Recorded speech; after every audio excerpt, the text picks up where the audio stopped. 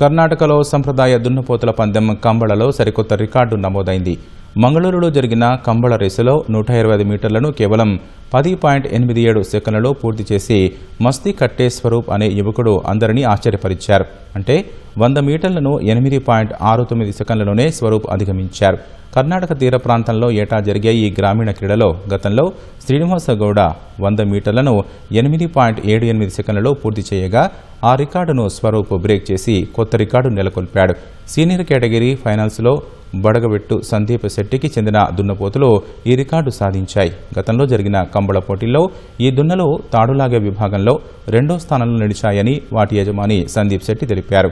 3 ఏళ్లుగా కంబళ రేసులో పాల్గొంటున్నారని, ఈ ఏడాది తొలిసారి సీనియర్ విభాగంలో పాల్గొని రికార్డు సాధించడం ఊహించని విజయమని విజేత స్వరూప్ తెలిపారు. దక్షిణ కన్నడ జిల్లా మంగళూరులో శనివారం ప్రారంభమైన ఈ పోటీలు ఆదివారంతో ముగిశాయి.